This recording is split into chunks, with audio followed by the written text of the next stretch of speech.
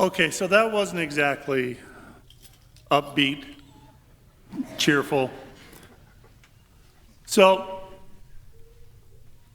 there's a quick little story that I want to share with you. It doesn't necessarily have to do anything with the gospel or anything like that. I just found this story last week and I just thought this was amazing. And if you were at 5 o'clock Mass last week, I shared it with you then. So sorry if you've already heard this.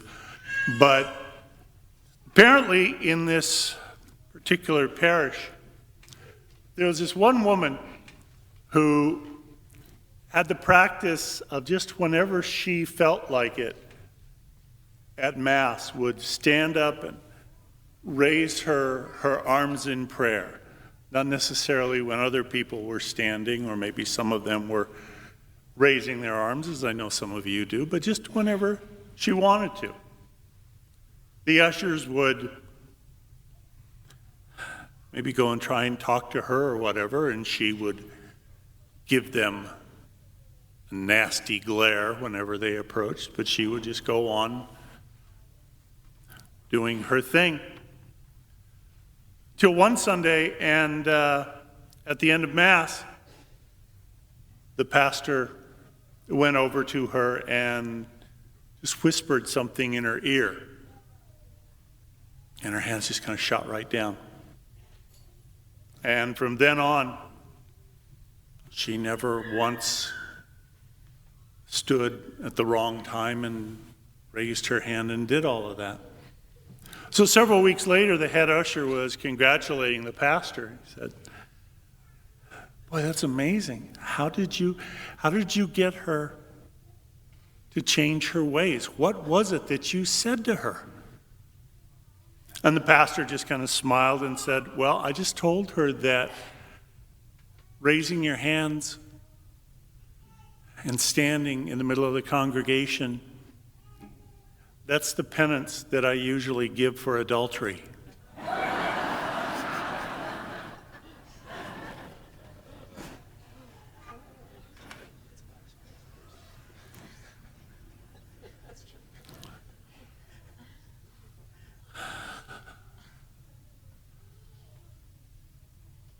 So be ready. The gospel says over and over again, you don't know when the master is coming. And we hear that over and over again, and we keep going on about our business, our daily practices. And then,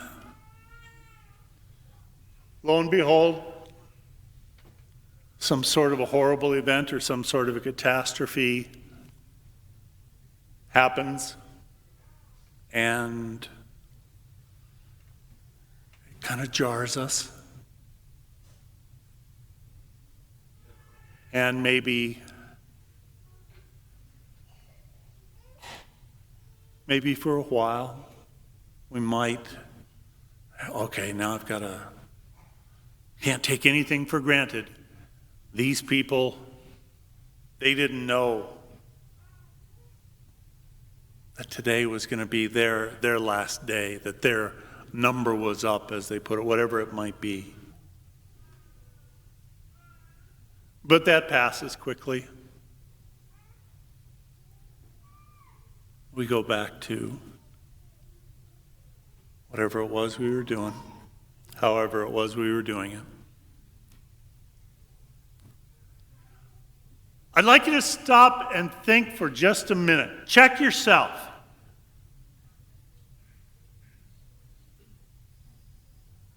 And I don't want any kind of a show of hands, or this is not a public confession or anything like that. But how many of you, for most of the Mass, you've been not really focused on here, but your mind has been going ahead to making plans for something you have to be doing later on, or something that's going to be coming up at work this week. You've been thinking about that, focusing on that, being distracted by that. And if not that, let me ask, how many of you, through most of this Mass,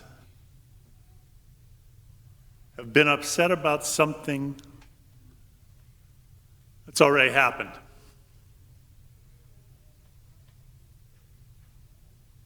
Whether it was a fight you had with your spouse recently, whether it was some sort of an embarrassment that you suffered, an unfair way that you were treated,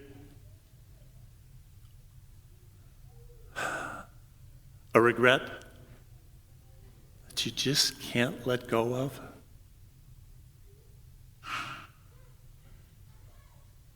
See, we don't always find it easy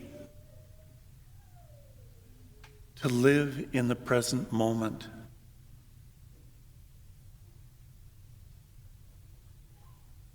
We let ourselves be distracted by so many things rather than here is the reality of today. Whether today is a challenge, whether we see it as a blessing, whether we see it with opportunity or with concern. Here we are, right here, right now. This is where God is present with us.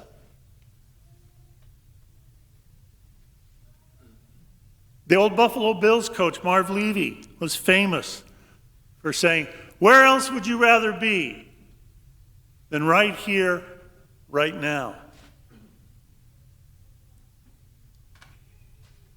Probably most of us, we don't tend to live each day with that kind of an understanding. And so then things happen. The Lord makes an appearance through some event, through some person, and it doesn't have to be big and disastrous.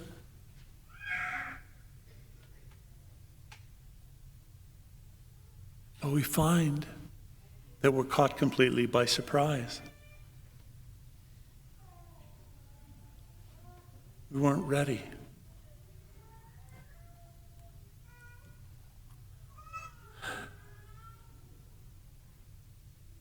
Just want to share this with you. It's called 2 Golden Days. There are 2 golden days in the week about which I never worry. 2 carefree days, kept sacredly free from fear and apprehension. One of these is yesterday. Yesterday, with all its cares and frets, all its pains and aches, all its faults, mistakes, and blunders, has passed forever beyond recall. I cannot unsay a word once said. All that it holds in my life, of wrong, of regret and sorrow, is in the hands of the mighty love that can bring honey out of the rock and the sweetest water out of the bitterest desert.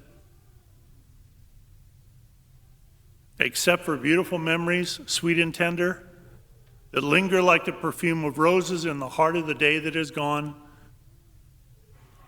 I have nothing to do with yesterday. It was mine.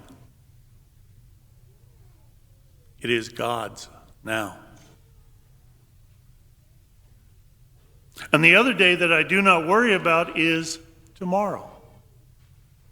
Tomorrow, with all its possible adversities, its perils, its large promise and poor performance, its failures and mistakes, is as far beyond my mastery as its dead sister yesterday. It's God's day. Its sun will rise in splendor or behind a mass of clouds, but it will rise.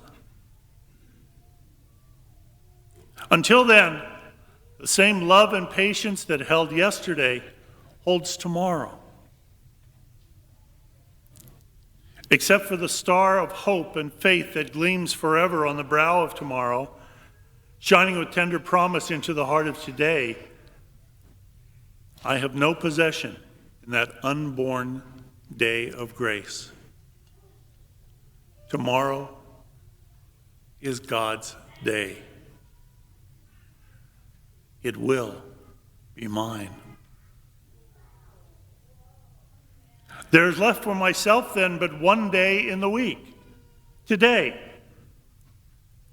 And you can fight the battles of today. Any person can resist temptation for just one day. Any man or woman can carry the burdens for just one day.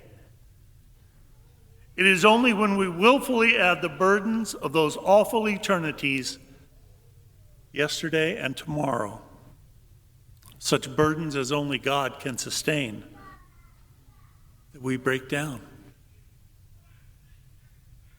It isn't the experience of today that drives people mad. It is the remorse of something that happened yesterday and the dread of something that might happen tomorrow. Those are God's days. Leave them with God. Therefore, I think and I do and I journey, but one day at a time. This is my day. Dutifully, I run my course and work my appointed task on that day of mine. And God, the Almighty and the All-Loving, takes care of yesterday and tomorrow.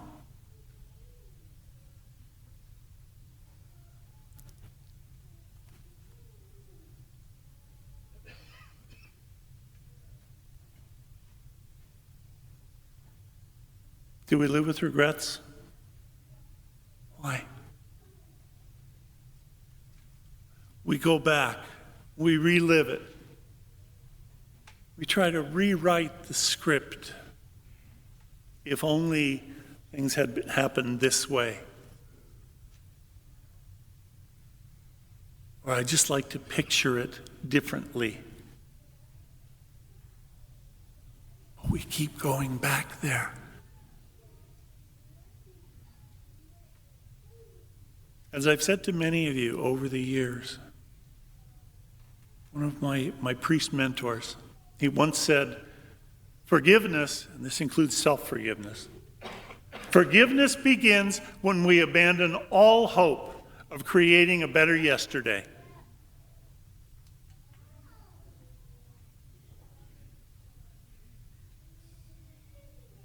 When I accept that what is past, but that by God's grace, I have moved forward. I am not that person anymore. I am not stuck in that moment anymore. Then I can be more present to today.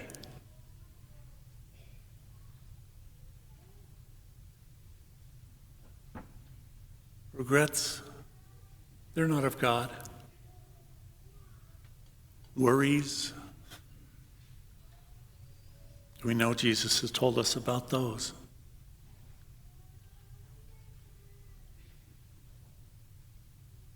We talk about giving things to God. I need to give this to God. We want to give things to God. Let's give to God what belongs to God. All our yesterdays, all our tomorrows. No worries, no regrets. Then we will truly find love and joy.